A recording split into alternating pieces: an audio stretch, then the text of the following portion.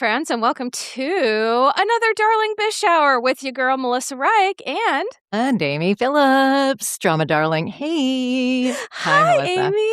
How are you? How are you? How you doing? I'm doing great. Can't wait to get our Bish therapist session going. I think you're covered by my insurance, so I'll give you my copay afterwards. I have a lot to get off of my chest when it comes to the topics that we're discussing in our Bravo world. And also, we're going to be talking about we're going to dip into the Olympics, a little bit of an Olympic swish, if you will. Yes, I love that. Yes, today we're going to talk a little bit about Karen Huger at the Potomac reunion because Amy and I both have a lot of thoughts about that. We are also going to be talking about Craig Conover because I have not experienced trolling like I have until I've been posting about Craig, and I feel like this needs to be talked about. Wow, that says a lot because I know you've had a lot. A lot. So a lot of trolling. To your point, Amy, for me to notice the level of this, that does say a lot. It does. Wow. Who knew it would be Craig? Who knew? Well, there's a lot of that going around, supporting crappy behavior. So listen, we're going to mention it all. And then at the end, that is when we're going to talk about, you and I, we got really into the Olympics. And I'm going to talk about the 12 core psychological characteristics shared by Olympic champions. There have been some studies done. I cover at least 7 of those. You'll probably notice that as she's going through them, that I also, you might, Amy. I can relate with, I'm kidding. Oh my God. Melissa, there's no way. And I'm totally joking, but wow, thanks for jumping on board with that, with my joke. No, I know you're joking, but so here's the thing. We're recording this on International Women's Day, and It is? So we're recording this on 3/8, which is Sunday, which today is International Women's Day. Happy International Women's Day. Yes, to the woman who literally made my life possible, Amy Phillips. Your life. This was a happy accident. I mean, literally, happy accident. You've made my life possible here in this realm. In the podcast world. Yeah. Look, I mean, you were going to get there. You were going to get there with me or without me. Glad I'm along for the journey. But yeah, this is cool that we're here together on International Women's Day. And in all sincerity, while you were joking, I think you might be surprised that when we read off like the core characteristics, I think that you don't have to be an Olympian to possess these. And I think that they're just like good ways to manage life. And so people listening to might be surprised, like, oh, I'm kind of doing this. And that's cool. So today is an episode to uplift women. And well, I guess starting with Karen, we're not going to quite uplift Karen Huger, but God. Happy International Women's Day. Did you guys see Karen on the No, but here, in all seriousness, I will preface what we're about to talk about with the fact that, that old Tyra Banks meme, we were all rooting for you, which now takes different meaning considering what we've learned about Tyra and some of her tyranny. Yeah, I was going to say, what's old is now new again. Right.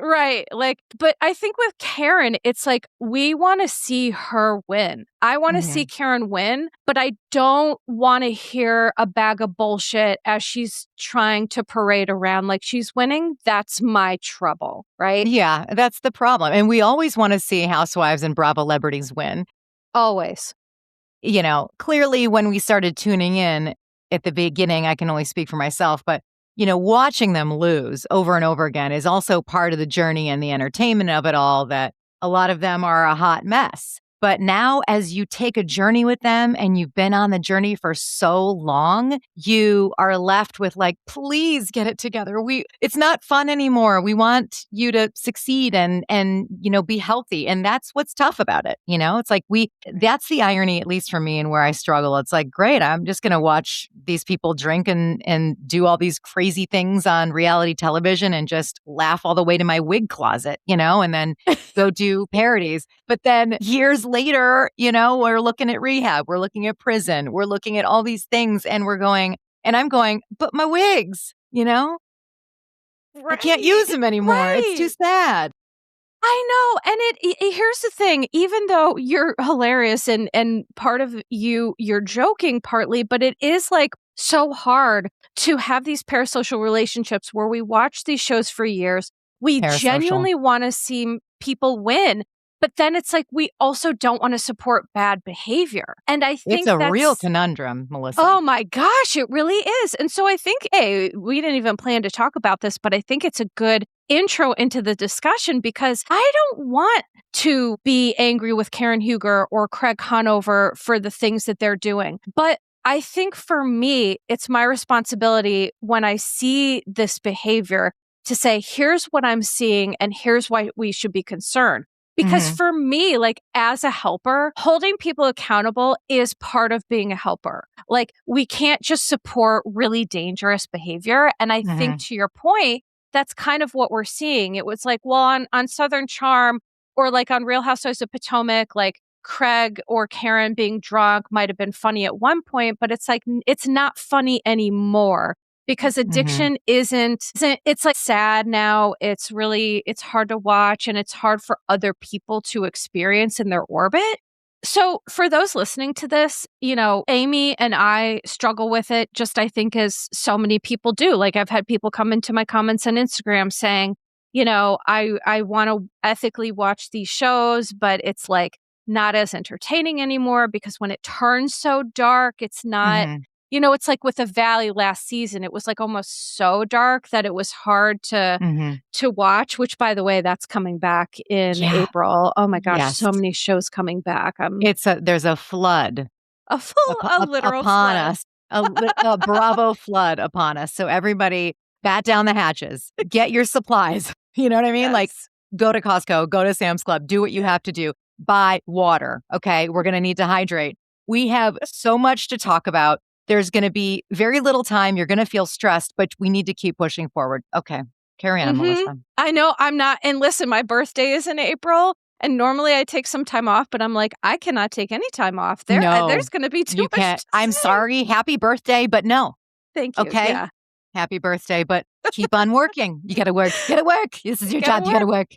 That's right. That's right. What can we say? All right. So let's start out with Karen at the reunion. I think the reunion for me was a little confusing just because there was a lot of Stacey and Monique, and then Monique made accusations, but then she's walked them back on social media. And I'm still not sure what the heck is going on there. Did you see that, Amy? No, she walked back accusations about Stacey. Yeah. Whatever the video at the reunion that Monique played was allegedly her daughter talking about Stacey and their dad, Chris, like having a conversation. Right. It was allegedly from her daughter. But what Monique posted on social media is that after doing some digging and some exploration, she actually thinks Stacey didn't do anything. And I'm like, oh, wow, well then I just don't know what to make of it all. So I just wanted to say that because that was one thing that I caught and I was like, I don't understand this, but I guess to be continued. I didn't realize it was her daughter in the video. Well, that's what I saw, like allegedly online her daughter, from. Yeah. So well, that's just like, that's nuts. I'm sorry. Don't bring a video of your daughter. Like now you're bringing your daughter into it. And then Stacey, if she is innocent of this, then Stacey handled it very well by not speaking to it at all, because a lot of people could have like completely went nuts about like anything. Her tongue had to have been tied because she can't say anything because it's a child. That's really tough. If that's what it was, that's really hard to wrap my head around. Right. And listen, if I am wrong, that is the latest information that I've gotten online. If I am wrong, please let me know. But, so that whole thing's just messy. And for that reason, I'm like, I just wanted to mention it. But so prior to Karen arriving on set, what I noticed is the group were especially Giselle was talking about Andy's interview with her. And Giselle thanked Andy for holding Karen accountable because she quote unquote needed it. And what I can appreciate, and here's the theme, by the way, that I'm following when it comes to Karen and Craig, okay, is that I made the point on social media that we don't know these people, right? We don't know them personally. I'm not their therapist. We watch them on TV like everybody else. So what we have to do is take the cue of the group, of the people around the people that we're talking about, to inform us of should we be concerned, right? Like, it's not like we're talking about Karen and Craig and the rest of the group is not concerned. The groups around these human beings are concerned. We've also had time with them. We've also had time witnessing dynamics over years. And we've had little Easter eggs dropped a long time ago about certain things, then more and more and more. So it's not like another cast member is trying a smear campaign on another cast member for one season or several seasons. It's more of a collective understanding that now everybody gets. And now when you hear the masses speak on it, you have to believe, what perhaps the people are saying. Right. The people who are experiencing this, who know Karen, who know Craig, the people in their orbit, their castmates, those are the people's lead who we need to follow. And so I say that at the beginning because it's not like we're sitting here saying, wow, this is really bad, but everyone else is like, no, it's not. Like, we're not making things up. Because I'm going to be honest, I feel very gaslit by social media right now. And my head is spinning a little bit because I always like to think about, well, I understand I know that I don't know these people. I'm not always right. But bad behavior is bad behavior. And, we live in a world where people don't want that called out, which is a much deeper rooted issue, but nevertheless. So Andy, the first thing that happens, Karen comes out. I kind of outlined a couple of major bullet points, is that Andy asked Karen about claims that she was shedding her Grande Dame title. Do you remember this, Amy? Mm-hmm. Yeah, shedding. Yeah, whether like she a was new skin. Right. Like a I don't know, like a snake, just shedding their skin. Right. That's but Karen said, and I quote, "I tried to shut it. It's not working. I give the people what they want." Woof. Woof. And my goodness, did that set the tone for the rest of her part? Yeah. Yeah, I'm just kind of resonating in that right now. That was such a classic Huger answer too, Yes. And how long did she try to give it a rest? Like what point? When she was in jail, maybe, and out of the public eye. I mean, and Amy, guess what? I guarantee up in the jailhouse, Karen had some of those ladies calling her Grande Dame. I would guarantee it. And as they should, I mean, look, she got in there. She's been nicknamed by Potomac and the United States of America and beyond. So why not embrace a nickname in prison? I can't think of a better place to have a nickname. Or there is another nickname that we don't know about. Right. That she tried on. She was like, that one is worse. So I'm going to stick with Grande Dame, Right. I just feel such a red flag, though, because it's like, for me, one of the things that we're talking about today is addiction. And when it comes to addiction, I understand it very well, number one. And number two, the most alarming part of what we see with Karen is just the lack of humility. Mm-hmm. People coming out of on the other side of a real recovery journey, you will see things in their behavior. They are humble, their ego, they put it to the side. They accept that there's a lot of things that they don't know. They will come in with a humility about things that what Karen's showing us is the opposite of that, which is like a real concern. And so one of the things was that Giselle was talking to Andy, or they were talking before Karen came out, and they were like, it really seems like she's taking accountability. And here's the thing. So for people who don't have a clinical eye, really on the surface, it might seem like she's saying the right words. But then if you really examine, the words are a lot of kind of like what I call word salad, which is just a nonsense way for Karen to justify the things that she's doing, but make you think that she's taking accountability. Yeah. Which is just not the move. Now, let me ask you this. So this is why I have a problem with her being on the reunion, for one. Yes. And maybe even doing that interview with Andy. I don't even think she should have done, certainly. As a viewer, as a fan, I'm like, get an interview, let's go. But as somebody who would be concerned about another person, I would say absolutely not. Don't do that, because she's not ready. She's not to the point, where she's actually been able to be fully honest with where she is. So my question for you is it too soon? Like, some people don't quickly get turned around and discover that humility and work the steps and get to a place of full, I'm going to start recovery and I have acknowledged everything and I'm ready to go. But she hasn't gotten there, obviously. So now where does that leave her? I mean, she is a statistic. I mean, not everybody who goes to rehab, which I don't even know how long she was in rehab because then she went to prison. So like, did she even have an opportunity to completely heal or work on herself? It's like she was shuttled off. And so now she has to speak on where she is, but like she hasn't even had time to even get to where she needs to be. So like that's where I'm going. We shouldn't, because now she's going to get lambasted by all of us because it's like you are saying that you are an addict, but you're actually not going to say that you're an alcoholic. Okay, that makes zero sense. You're going to come in and say, I'm the grand dame. Okay, that makes that none of this clocks out. But then if you look at the timeline, it's like she hasn't even gotten to a place where she's had the time to maybe even be honest and actually get sober. That's where I'm like so conflicted. Like, please don't bring her on the reunion. She just got out of prison and she needs to go to rehab. Like, she put her back into rehab.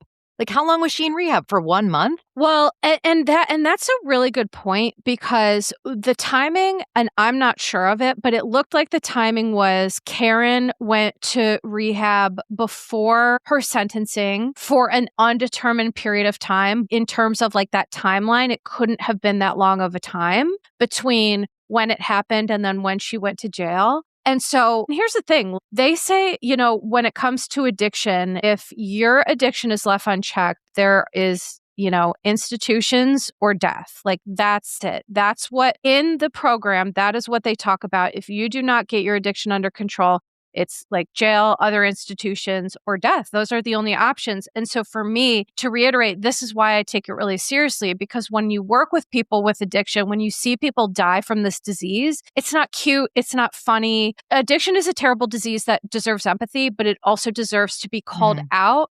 And the way that this has to work is that people in recovery need to be open to feedback from trusted sources, from people who have time in recovery and all that other stuff. Here's what I would wonder. I would wonder what people in the programs that she's attending, if she's still attending them, because I know that she did in jail. And I don't know if that's part of her probation or parole, like whatever she's on. Sometimes there are mandated things that people need to do in terms of like continuing 12-step meetings. I don't know what are her mandates, but I think that the point that we're making is that we want to see Karen do better. And it's to answer that question, it is common for people who, like, to your point, when they're ushered right from addiction to treatment to jail and then they come out, I don't think she's had time to really process. I think she's trying to present an image that she wants to present before the image has caught up. You know what I mean? She's trying to present that thing before she's authentically taken that in and let that settle in with her, if that makes sense. That's how I feel. It completely makes sense. I mean, you couldn't have said it better. And that's, the beast that has been created. Not only is it obviously part of her personality and who she is, but then she has this juggernaut of reality television and a namesake or an alter ego that she has to live up to, while meanwhile, all this stuff is going on behind closed doors. And here she has to now sit down and have a one-on-one. Now, so for me, when I was watching that, definitely was like, wow, she really, she's floating above, she's flying above. Drama. I rise above. She flies. She flies above. She flies above. Oh, flies. And, that's right. Yeah. You fly above. It's the same idea. Yeah, exactly. So she was doing that. And yet at the same time, she was kind of trying to touch down in the middle. She'd swoop down and be like, oh, no, I am a full, addict. Yeah. And then she'd go back up and it would be very like surface. So the problem is, it's like, as I'm talking through this, I don't have that much of an issue with having that interview with her after prison. Okay. So I'm actually kind of glad about that.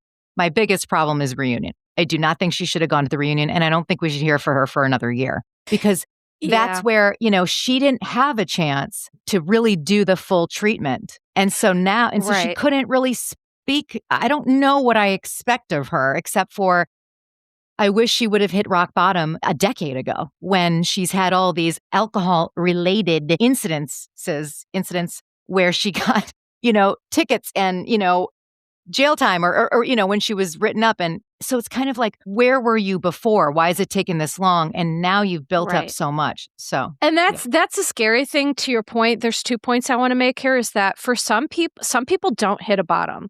Like I have treated people in inpatient rehabilitation centers that literally continue to almost die due to the things that they're like there's what would be a bottom for you or me. Do you have to hit a bottom?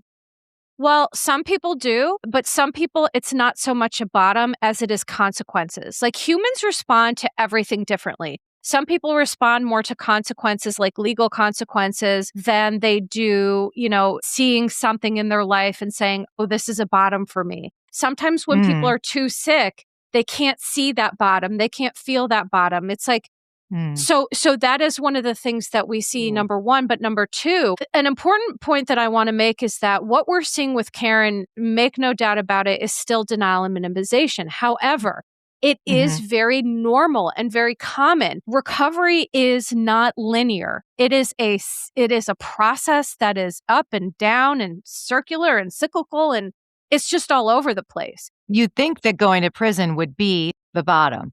But what you're saying is it doesn't necessarily mean that was her bottom, and she may not ever get to a bottom. But then what would be the thing that would wake her up if not prison? I think not being on the show. If I'm going to be honest, I think for Karen, her real bottom wouldn't come until Bravo said, put her on a Dorinda pause. And we can tell they're already not going to do that because she came back for the reunion.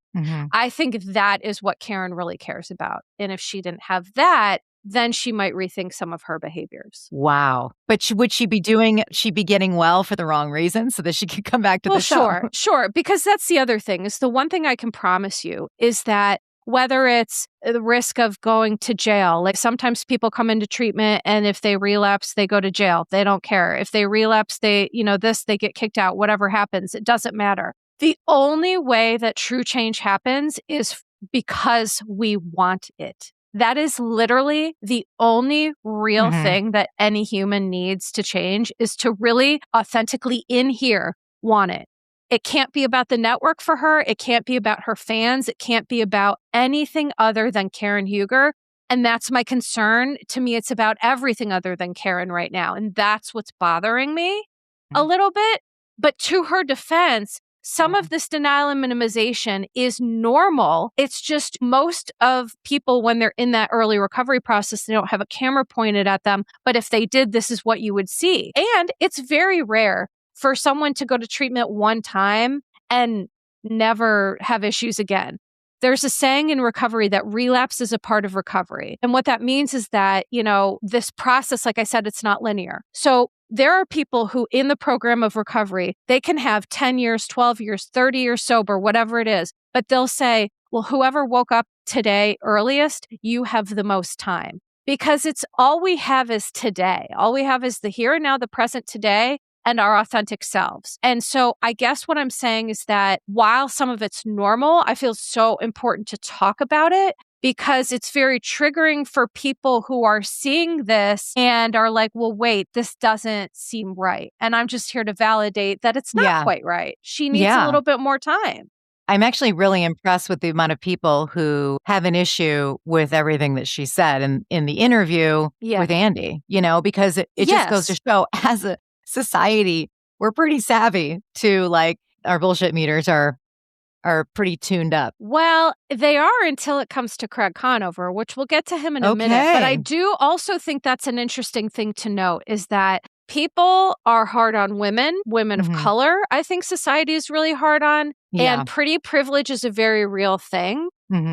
And so we'll talk about that in a minute with Craig. Karen said that on her sobriety journey, she said, quote unquote, I'm in recovery for life on all levels. Okay. So here's my problem with that. No person in real recovery would say that I'm in recovery forever because the literal point of the 12-step program is to say one day at a time. For today, we can be sober. But we don't know what tomorrow brings. And some people, that's how they stay sober. They stay sober literally one day at a time. And they say to themselves, well, if I want to drink, I can drink tomorrow, but for today, I'm going to be sober. And then that's how they get through it. It's so hard. It's so hard. And so I also do want to validate that for people who are really doing the work. It takes blood, sweat, and tears. And I hope that Karen is able to do it. But like, to say I'm in recovery for life on all levels is not, she's avoiding things and she's distracting. And here's what she's distracting from. Andy said, quote, "You were not completely comfortable calling yourself an alcoholic," when he did the interview. Karen said, "No, I'm still not.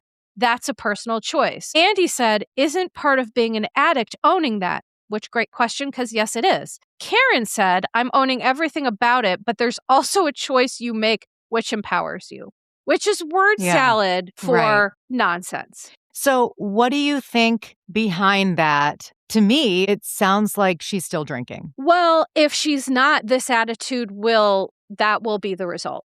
Okay. Because it sounds like she was doing alcohol and pills, allegedly. Okay. Well, she's saying, like anxiety medicine, she's basically saying like antidepressants is what caused this, which we talked about, which we, you and I both had a real problem with.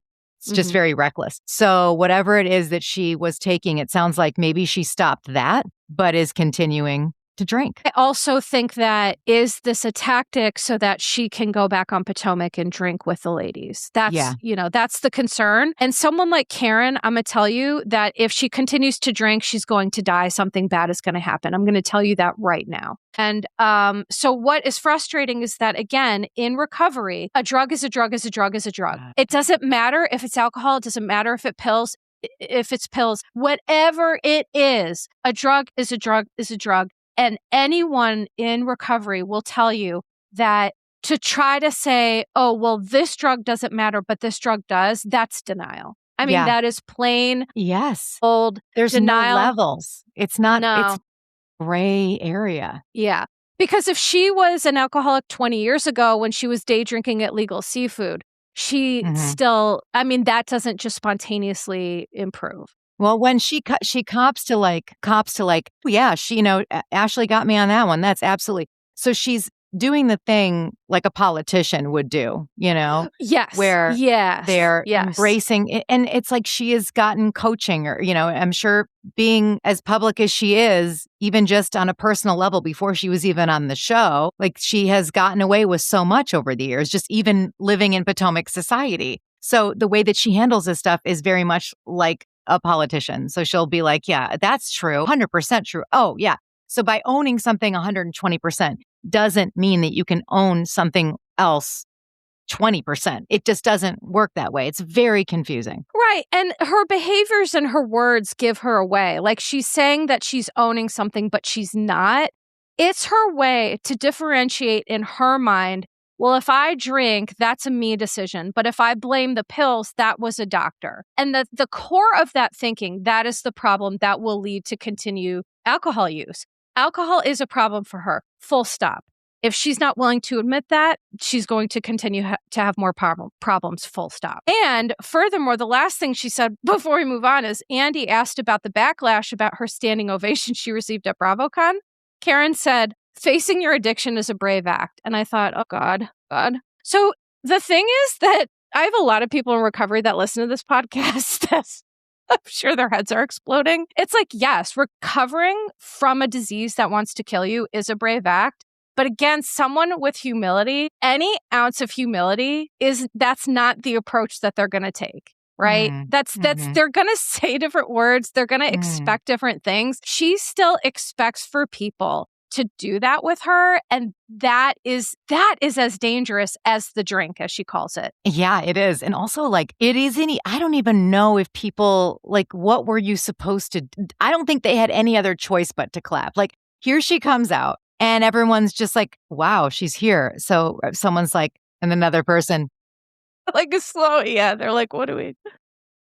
Woo! I don't even think that they wanted to do it. It was an awkward position to put everybody in. Why are you bringing her out on stage? Right. Well, and that's the weird to me. Like, that whole situation was bizarre. Okay, so she's at the convention. She's not at the panel, but you're going to bring her out to say, like, I don't know what. I'm not quite sure. I know. Think that I'm going to be interested to see what producers do with her. Will she just be back on the next season? Will she replace Giselle? Because Giselle didn't even have a damn package because she doesn't talk about anything. Which when I clocked that, I was like, you're in danger, girl. I never would have. And I never would have clocked it either. And I wouldn't have. I don't pay attention to people's packages. Like, and honestly, I'm like, fast forwarding through them. We've seen the packages. Well, I don't care about the package. Let's get to the shit. Let's get into because you guys cut all this stuff. And, there's probably plenty of stuff I'd like to see in place of the packages anyway. Like blah, blah, blah with the packages. Boom, Amy. Boom. We've already seen those. Okay. Yeah. Okay. Let's move on. All right. So, yeah. So moving on to the other Bravo problem child that is Craig Conover. And what I want to share with people, I shared this on the last week's episode, is that I have not been more trolled than when I post about Craig's behavior, which says a lot because people love to troll me. And I've heard a lot of times when you've texted me or we talked and you are flabbergasted with A, the amount of things that people that have said things, and B, who has slid into your DMs and said things. That's also blown my mind. So what did you post that set these trolls off? I'm going to read one paragraph to explain to you a little bit of how insane the Bravo fandom has gone trying to support terrible behavior that doesn't deserve being supported. Okay. The first line of the episode of Southern Charm is Craig saying to a crying Sally, "Oh, we are so sad at how we get punched back." That was the first line of the episode, Amy. First line. Wow. He said, listen, these ears caught that right away. He slurred it. It was like almost in the van, he said that? As he was getting out of the van. He said, "We are so sad at how we get punched back." That's literally what he said. So then, okay, here's the rest of what I wrote. First, Sally sincerely did nothing. Second, "You made me do it" is a dangerous and manipulative stance. Since we don't know these people, it's important to take the lead of how the group experienced the event. And it's clear that the entire group feels concerned about Craig's behaviors. Sally cried, which is a normal human response to being verbally accosted. Charlie looked shocked, saying it was awful. Austin said Craig is insane, and Whitney said Craig goes from Bruce Banner to the Incredible Hulk. Accurate. Very accurate. Except the Incredible Hulk, saves people and helps people and uses his anger for good. For good. Okay. Okay, Marvel Universe. What's up? Clock that, Amy. Clock that. Okay. But so the point is that I am calling out Craig's behaviors that are abusive when he's under the influence, to yell at women, to verbally accost women, to tell someone they're an idiot, they're a loser, all these other things. The behavior is inherently problematic. And I will stand 10 fucking toes down on the fact that Craig's behavior is ridiculous. It needs to get called out. And I don't understand why there are certain people in the Bravoverse who just have what seems like a free pass to do whatever it is they want to do. And there are still fans that will support them. I have not had anyone other than women come into my comments to say that I should be ashamed of myself. I should lose my license. Sally gets what she asks for. Vanita is a cunt. Oh, Jesus. Yeah, these are some of the comments that I get. And the reason why I'm sharing it is that we live in a real world where there will be bad behaviors right in front of our face, and then there will be some insane group of people trying to pee on our leg and tell us it's raining, that the behaviors aren't bad. And it's like, no. Wow. No. I'm looking at your post because I'm just trying. You probably already deleted and blocked and all that stuff. Sure did. You by any chance go to their profile to see if it's an actual person or if it's a bot? Yes. So, because that's the other thing we had talked about. Some of them are definitely bots because some of them didn't have a profile picture. They were following 3 people or had no followers and no profile picture. So some of it for sure, I do believe now in my experience that Craig's team has allegedly paid for bots to do his bidding on the internet. Because also some of the comments that I got seemed like the person was personally hurt. People telling me to shut up or people being you're just biased against Craig. Who even cares that you're a therapist? And it's yeah, no one has to care that I'm a therapist. I'm not saying that I'm right. But what I'm saying is it sounds like something that Craig himself might say. So it's either bots on Craig's behalf or people who, I don't know, inexplicably have this parasocial relationship with him where because Craig is handsome, like here's the thing, Craig is the opposite of my type because I don't suffer king babies. I don't suffer man children. I don't suffer that. So I would never be attracted to him in 100 million quadrillion years. But objectively, what I'm saying is like people do, the pretty privilege is a real thing. And so I feel like he has either bots and or, you know, just women who have internalized misogyny of like, I'm going to go in. Like for people to say that Sally and Vanita are the problem is so insane. And here's the thing. I am not saying like everyone in relationship plays a role, right? So Sally plays a role, Vanita plays a role. They're not perfect. I'm not saying they're always right. But when Craig is being reactive from a place of being blackout drunk, he is always in the wrong. That is always wrong. After watching Southern Charm for so long, and just I've always loved Craig. I love the cast, you know, for better or worse. You know, to get to this point where we know his journey, we know his relationship with Paige, we know all of this, we know where he is in life currently on the show as we're watching, with his heart, like, you know, trampled on, the love of his life, if that's what it was, now gone, and him making the decision to now just drink. And we saw this example of him treating someone so horribly right in front of our face. It was as plain as day. It cannot be ignored. It can't be justified. So to walk away from that and to have any question about what that was is really alarming if somebody can't call it for what it is. When he's had other situations, I can tell you there's always room for justifying it for him. There's more wiggle room. Yes. And I've been in that place myself where I'm like, Austin is constantly baiting Craig. Like, why is he coming after him? Craig is just trying to be single. When he was sober, not going out, Austin had a problem with that. Now he's trying to have fun and be a single guy. Now Austin has a problem with that. Like, I was really annoyed with Austin. Okay. So cut to also me thinking, why is he drinking again? This is horrible. After he's identified as an addict, by the way, which is the main reason why we call this out, because the man himself has said, I am an addict. And yet he's drinking and getting blackout drunk and verbally accosting people. Please continue. And now, as you said, it's one day at a time. So we've now seen a relapse. Okay. But when he was sober, he was doing it for Paige. You know, he was doing it for that. So it's like he never really did it for Craig, is what it seemed to me. This is just my opinion.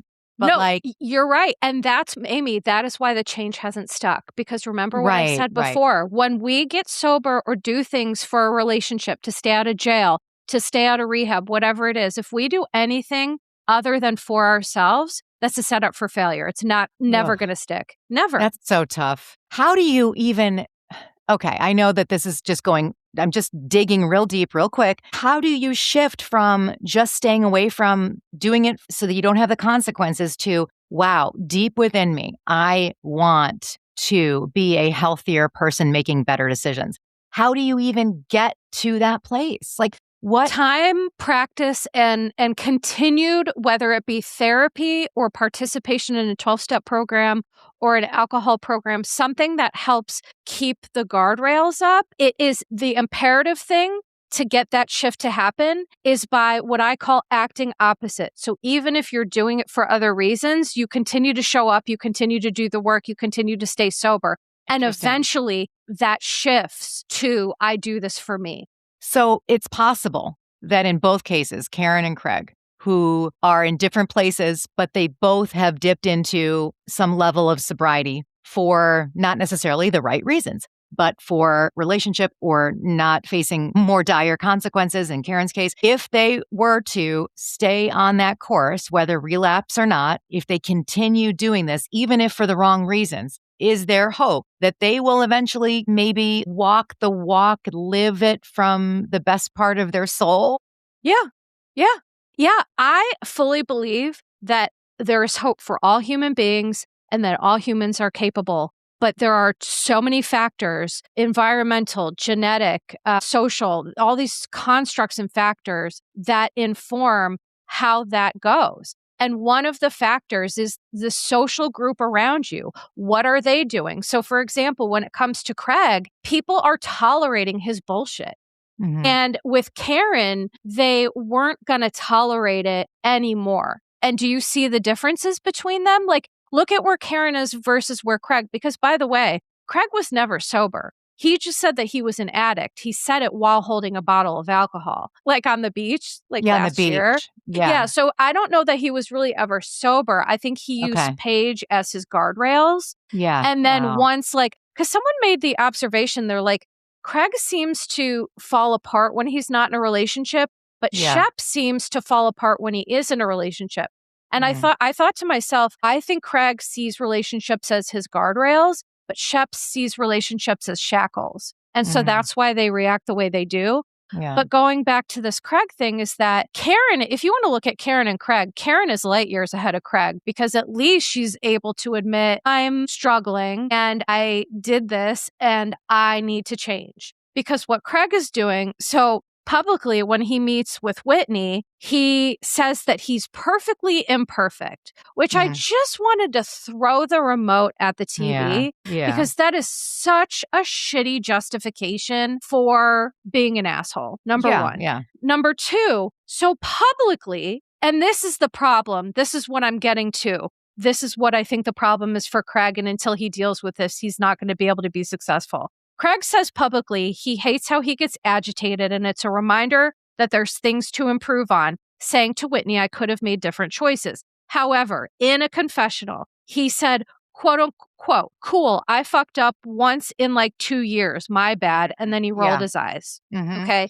Now, this is before he's seen the footage, I imagine. He doesn't even know what he did because he was But Amy, blackout drunk. how long has he been on Southern Charm?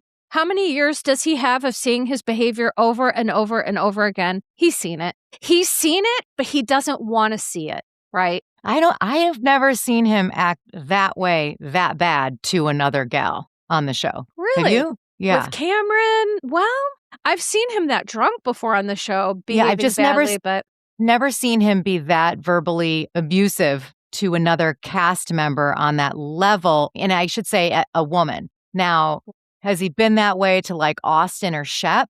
Yeah, I guess. But I guess for me, I push that aside because I'm like, these dudes are just all a bunch of assholes. And, so maybe that is something that he has shown us and I just haven't paid attention. He has shown us that he gets blackout drunk. This is the worst I have ever personally, and I could be I see. dead wrong. So I'm open to be corrected. But I'm wondering when he sees this or when he did see it, like that's the question. What are you going to do when you see what you did? And everybody saw what you did. And I still maintain he wouldn't care because here's why.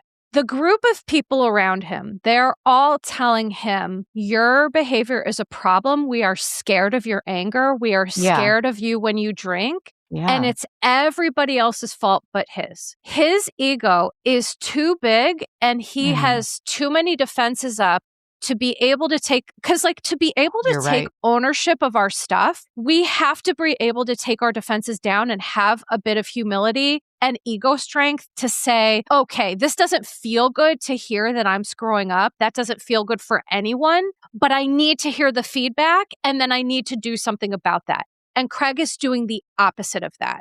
I mean, unless I see otherwise, unless we see him next week and he's, or I don't know, we see him evolve over time. If we see him in real time, well, I haven't even checked, but I mean, I think that it would have gotten in the Bravo news if he like publicly was like, I am disgusted with my behavior. I'm making changes. I'm like, we haven't seen that. No. And in fact, why I brought up the social media stuff is that we're seeing the opposite of that, where Craig is doubling down and so is everyone in his orbit, not people who know him on the show, but people outside of the show. There should be no one coming into the comments to be like defending his behavior. Right. But alas, There are an innumerable amount of people who are like, well, this is no, like people who want to defend Craig, you might defend him to a place where he gets himself into really bad situations, jail, institution, death, what have you. It's not a service to these people to enable them. And by the way, Shep is his number one enabler. And I said, here's what's interesting. In a confessional, Shep literally explained how he was enabled by his mom. Did you catch that story? No. What do you mean? Okay, so Shep goes, like Shep is saying, well, I know that Craig is feeling terrible and I don't want him to be a pariah because like Shep is projecting Shep is out of control with his alcohol. So he projects like his mistakes that he's made onto Craig. And he's like, oh, we should be easy on Craig. But he's really talking about how he wants himself to be treated, in my opinion. But in a confessional, Shep literally explains that he was kicked out of boarding school and his mother came to pick him up, folded his clothes, packed his things neatly, and comfortably drove him home, saying, I don't even need to say anything because I'm sure you feel bad enough. Okay. So Shep is literally saying, here's why Shep is the way he is, because he was enabled by important people in his life. Wow. Because that's amazing. You are a therapist. That's what you heard. That's what I heard. That just would not have understood it on that level. I honestly, and I'm going to be fully honest with you, I thought to myself, if I was in that situation with my daughter, what would I have said? Would it have been worse to just rail into her about what just happened and make her like, or if I saw that she was so distraught and so upset, would I do the same? Would it be better to say, I know how upset you are. I'm not even going to say anything. But what I landed on, and so my point is, I wondered if that was an okay move on his mom's part. And then I landed with my own self, cutting it kind of in the middle where I would probably say, I know you're upset. And I'm not going to, we don't need to talk about it right now. This is awful. And I'm going to be there for you, but we are going to talk about it. And we'll talk about it later. Yeah. And there you go. The reason why Shep is the way he is because we're going to talk about it later. There's no accountability. Because here's the thing. Wow. Holding people we love accountable doesn't mean conflict or yelling or being angry. In fact, I don't think parents should treat kids like that. I think, talking to your child like they're a human being is important. Like you talk to a friend or a loved one. But I think that it's the point of like, when that happens chronically over and over, that people are allowed to get away with things and they're not lovingly held accountable in that way, you get a Shep. You get a Shep. Yeah. And then you get a Shep who wants to enable a Craig because Shep is so deep in his own shit that he is projecting this all into Craig. I know, it's wacky. It's wacky. It is wild to hear also just your takes on it because it's a perspective that I just would not have. I would not be able to see. Anyway, but furthermore, I do want to say, like, it's just so disappointing not disappointing. It's disappointing to see Craig act that way. It's really hopeful that Southern Charm producers allowed that cut and what we saw to be aired. Right. Because I think that they've probably been protecting him all these years. So we never got to see those things. Can I tell you, I had a production assistant for Southern Charm slide right in to my DMs. Yes. And basically said that Craig's behavior has been abhorrent for years and he gets a darling cut. He gets a darling cut every single year. But his behaviors are known to be bad. They've been bad, they've stayed bad, and they are essentially enabled. Wow.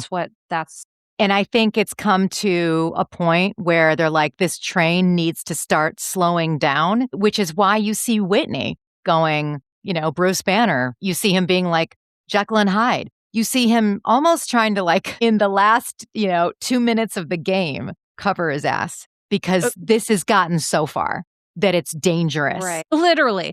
And that's the thing. It's like loving people means holding them accountable. So I want to root for Craig. I want to root for Karen. I want to cheer for these people. But you got to do the work to get that. Otherwise, you're just harming people. You're harming yourself and you're harming other people around you. And I don't suffer that. I'm just not going to suffer that. That's not how I roll. The So, the hot box. oh, the giant pizza oven that I called it the giant pizza oven. Because that's what it looked like. And by the way, I call Whitney the Prince of Darkness. Yes, that makes sense. That checks out. And I think he's actually the hippie school he went to. Now it actually makes so much sense. Doesn't it? Why he is who he is. I was like, why didn't we get this a long time ago? Finally, we get something from you. Right. Yeah, the tent where they went for an hour, which looked miserable. And no one as thin as those gals should be in that situation. But Craig, the edit was, exposing him the last few episodes of like, you're not dealing with your issues, the shaman or whomever was leading it saying, you have to face things whether you like it or not. And he's like, I got to get out of here and I'm leaving. But how uncomfortable. Craig tried his hardest to stick in there, even at the end when they're all kind of circled up and everyone's having these moments. Like Rodrigo's like, oh my God, my abuela. And people are getting really deep about that experience. They feel lighter. They feel like they've shed a lot of stuff. And Craig is kind of standing around and he's smiling a lot. And I really was able to take in what, just like, wow, all of the layers that are in front of him that he's built around himself. And I just thought, wow, no. Yeah. And that's an astute observation. Yeah. It really is a microcosm of what happens in Craig's life, where he's in this thing. He doesn't want to be in it, but he's in it. He went there because Charlie didn't want to get a massage. So he went with the rest of the group. He's like, I can't do this. The guide's like, stick it out. And he's like, I'm too claustrophobic. I can't. And it's like, there's always an excuse for why we can't do things. Yeah. But the fact is that growth and healing is hard. It's not, it takes blood, sweat, and tears. It's not for the faint of heart. And we're not just going to fall or trip into it. Right. And so until Craig is ready to be honest with himself and others, and he's ready to do the work, we're going to see the same old stuff. Yeah. And until then, I'm going to continue to call it out. And I don't care how many people don't like it. And as you should, because that is your voice in this world. And like I said, when you're talking about these different perspectives and things that I just never would have saw, that's what I really appreciate about it. Yeah. Thanks, Amy. Well, speaking of girl power, let's move on to some Olympic stuff in the last few minutes of this amazing podcast. Elisa Liu, for me, is like the representation of like a badass woman who, was doing this. She quit because she didn't like it. She went off. She did other things. She grew. She learned. And then she came back and then she crushed it with a frenulum piercing and wild hair and just like unapologetically herself. Yeah. And I just loved, we were texting about her, and there was another girl who you really liked. Michaela Schifrin. Yes. And there was another gal too. I just think like to represent and to see these badass, empowered female athletes. Yeah. The women's hockey team, it just gave me like my brain. It was like CPR for my brain, like serotonin and epinephrine. It was just like, it's okay, Melissa's brain. There's good things happening in the world. Yeah, no, I completely agree. And also, what a different generation it is for women. What an example that these young ladies are for an entire generation of kids coming up and looking at them going, wow.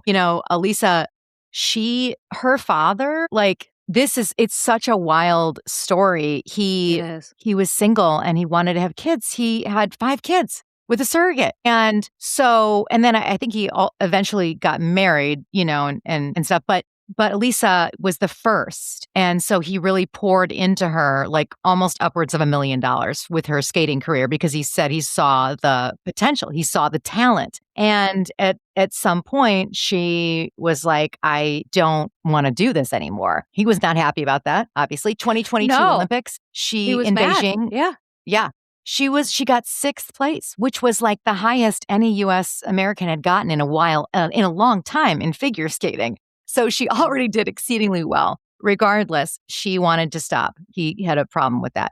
Cut to, they were like, what did you do? I tried every hobby. Boom. And that is one of the characteristics, is she gave herself the gift of autonomy. So autonomy is like a term for having our own sense of agency, not feeling like we have to get up and skate and do this because our dad says, and I want to get into the Olympics. She learned what made herself happy and did that. And that is one of the huge things that leads people to be successful, what she did right there. Wow. And it's also like she ended up coming back to skating, which is honestly a little surprising because she could have never come back, but she obviously did enjoy it on some level. The way that she explained it was that it actually, I realized that skating is something that I really enjoy because of all these other things I've experienced. It's like the creativity, the music, the choreography, the artisticness, all the things that she tried. And then she came back to, wow, this is why I like this,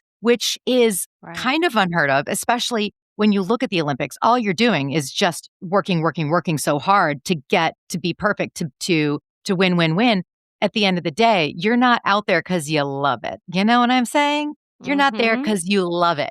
Now, she told her father, do not want you to come on this, tour, and I don't want you to be involved in any way. And she also was like, I don't know how he felt about it, and I don't really care. And when after the winning the gold, I remember one of the interviews, they're like, and what did your dad say? And she's like, I haven't even talked to him yet. Like she has washed her hands of any. Yeah. Wow. But because I think so. And here's the thing that I want to share is that she embodies so much of what it means to be a resilient human being and to put her own needs first and not her dad's and not America's and not the Olympics. I believe that is why she's successful because she's like, oh, I got rid of all the shit that didn't serve me. And I realized how the love of this is so powerful for me. And when she took off the shackles of everything else, look how she thrived. Oh my God. Look how she thrived. The way she skates. And I look back at the 2022 skate and she has a similar relaxed vibe about her. However, it is vastly different. I mean, you can see the joy when she skates. And that's exactly it. It's like the joy. And listen, I'm not an Olympic athlete, but what I can relate to is that when I'm doing this podcast, because I need to get one done every week versus the joy of doing it, you can tell in my voice and my presentation, right? When we love what we're doing versus when we just have to do it, there's those differences. So there's a study, there's a couple of things that I think people would be interested to share. So Psychology Today, there was a 2002 study, 10 U.S. Olympic champions, 6 men, 4 women, participated in in-depth interviews. The athletes completed a psychological battery of tests. Together, they won 32 medals, 28 of them gold. And the athletes have competed in one or more Olympic Games between 76 and 98. Okay, so this is where it comes from. And so this study found 12 core psychological characteristics shared by these Olympic champions. Number 1, the ability to cope with and control anxiety. That's going to be huge, right? Because the field of sports psychology is a field talking about the mind-body connection, utilizing psychological research to optimize athletic performance, mental health, and well-being. Wow. Because so much of our participation, football players, people who are at the top of their game, it's a mental game. And so that's why the whole field of sports psychology exists, which it was always something I was super interested in. So cool. Yeah, it is very cool. So in addition to number 1, the ability to cope and control anxiety, number 2 is confidence. But confidence also means are you positively motivated? Like, what is motivating you? Are you motivated out of fear, out of upsetting your parent, or are you positively motivated and feeling good about your ability to be good at your sport, essentially? Wow. 3, and I think this for me, as a 2-time cancer survivor, this is when people ask me, how do you do this? This is my answer. Mental toughness. I am like a cockroach. I literally, there is nothing in this world, and there's been many obstacles that will stop me. But the key to being successful is the ability to fall flat on your face, come back up, and try again over and over and over again. And so mental toughness and resilience, the ability to persevere and to successfully cope with adversity. Wow. That's huge. And she has a lot of that. Yeah. A lot of that. Number 4 is sports intelligence. So obviously knowing all the ins and outs of your sport, obviously that's going to be a huge thing. 5 is the ability to focus and block out distractions, which is another huge one. How do you do that? How do you do that? Figure skating especially. You're getting out there in the middle of all those people. Well, there's some skills and techniques that I'll mention in just a minute, because there's some evidence around like, how do you do some of this stuff? 6 is competitiveness, which broke down into 3 themes. The 3 themes: having a killer instinct, being intense, meaning like having an aggressive and go for it attitude, and then being competitive, being a fighter and never giving up, which again talks to that mental resilience part, like just not giving up. Yeah. The 7th thing is a good work ethic, because to be great at anything, there's a lot of time, practice, preparation. Get up and go, baby. Get up and go, honey bunny. Right. 8, the ability to set and achieve goals. 9 is coachability, which, by the way, we're going to go back to Craig and Karen for a minute, is like coachability also extends to life. Like, how coachable are you when you receive feedback from friends, from therapists, from people in your life? How coachable are we? No one in the Bravo universe is coachable.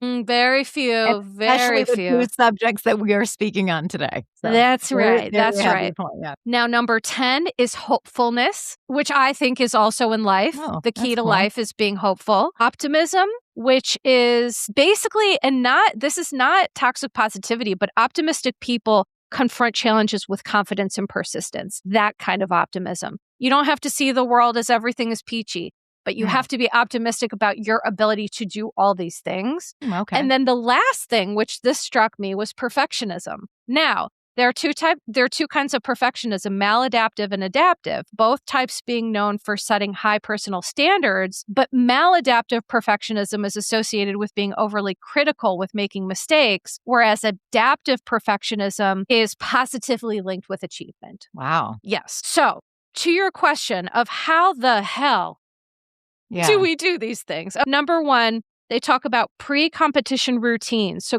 creating consistent rituals to build comfort and focus. So this is something that all people can do.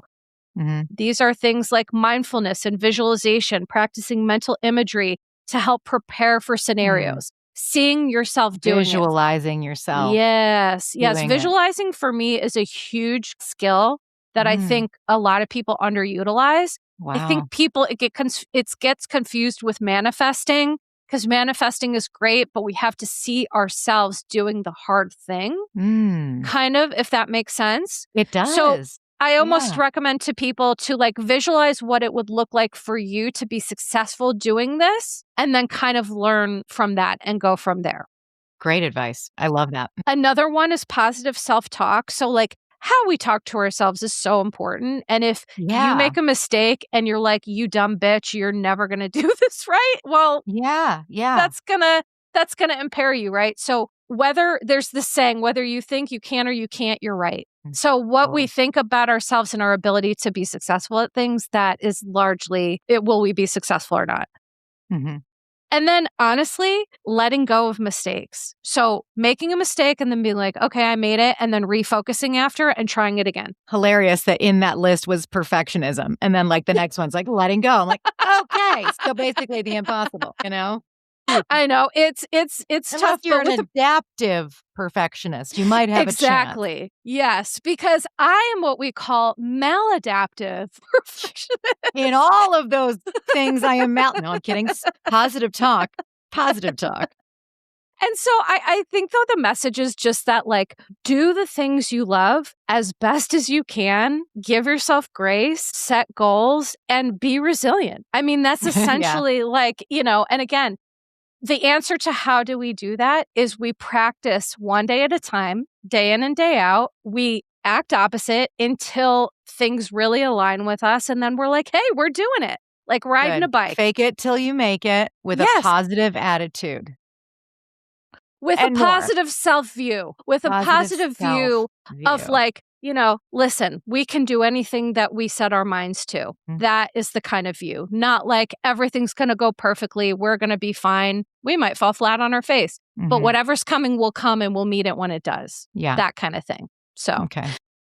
So, Amy, any I love last that. words about any of this? Well, I'm very much down with everything you said. And I just want to mention, give a special shout out to Michaela Schifrin, who did win the gold for downhill skiing. And she lost her dad tragically in an accident in 2020. And so this winning a gold was a huge thing for her in 2026. She spoke on it was just basically a press interview. And you'd think that they'd be very impersonal because there's a lot of people there and they're at the desk but for some reason, she was able to become completely vulnerable, completely transparent, and share with everyone that this was an unbelievable transition in her life, winning this gold medal and competing in this Olympics without her father, because this is a moment that she said she dreamed about. And she's also been really scared about because she would have to experience this without her father. Right. And she openly talked about grief. Whether she said the word grief or not, it was sharing such an important message. And I've never heard it articulated in this way. She said, everything in life that you do after you lose someone you love is like a new experience. It's like being born again.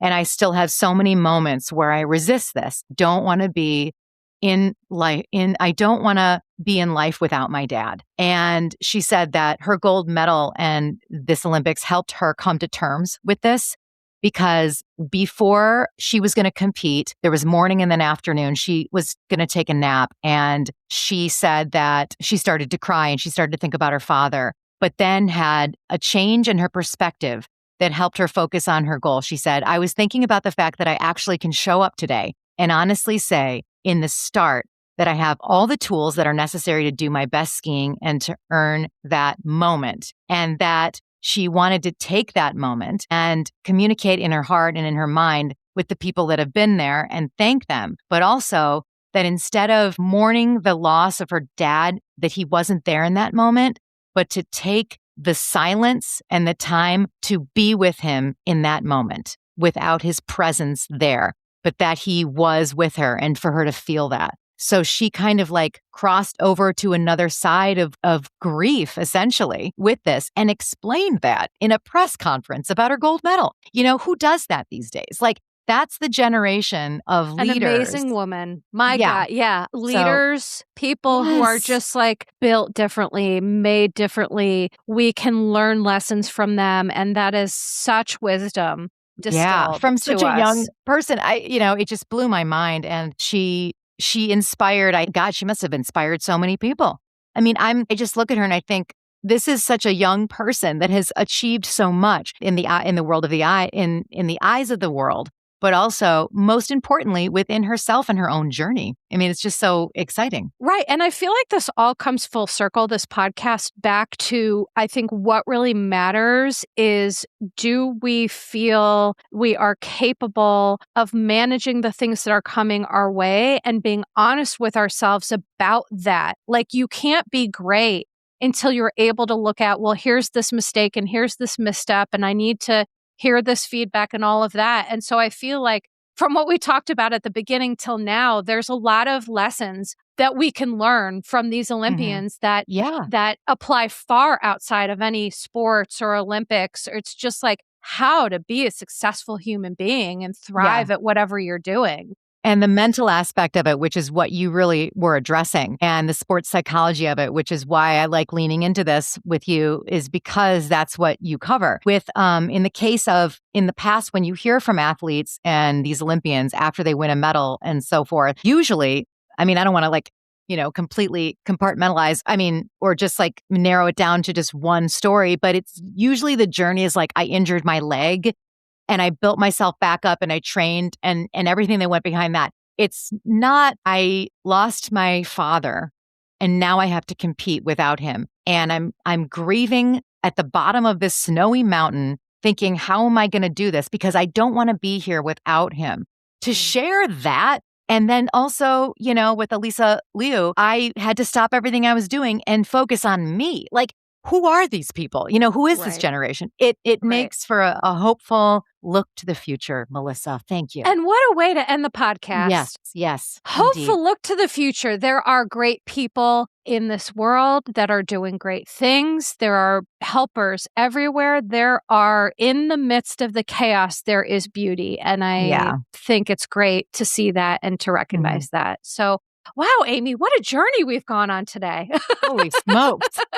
We really did. We really did. So please let everybody, know where they can find you. And, you know where to find me, Drama Darling, anywhere you listen to your podcasts. Also, if you want more recaps and also ad-free as well as video, head on over to patreon.com/Drama Darling. I'm at Meet Amy Phillips on Instagram. And you? And please check me out on Instagram at Your Bish Therapist. Please check out my Patreon where we, like Amy, I do ad-free, full video, all of that. I love my Patreon. That's where it's at. And this episode will be coming out at free and available everywhere on Tuesday. And I'm so excited. I can't wait for everyone to listen. I think this was really great. And Amy, as always, I just appreciate you and your perspective. And this has been really wonderful. Yeah, so thank you so much. Yeah. You're welcome. Sending love to you and yours. And we'll say ta-ta for now, everybody. Send it and then Disclaimer. Posts are not intended to diagnose, treat, or provide medical advice. Your Bish Therapist is for entertainment and informational purposes only. The podcast, my opinions, and posts are my own and not associated with past or present employers, any organizations, Bravo TV, Greyheart Productions, or any other television network. The information in YBT podcast and on its social media is provided for general informational purposes only and is not intended to diagnose or treat. Please do not act or refrain from acting based on anything you read, see, or hear on YBT podcast or associated social media. Communicating with YBT via email and or social media does not form a therapeutic alliance. Melissa, operator of YBT, is unable to provide any therapeutic advice, treatment, or feedback.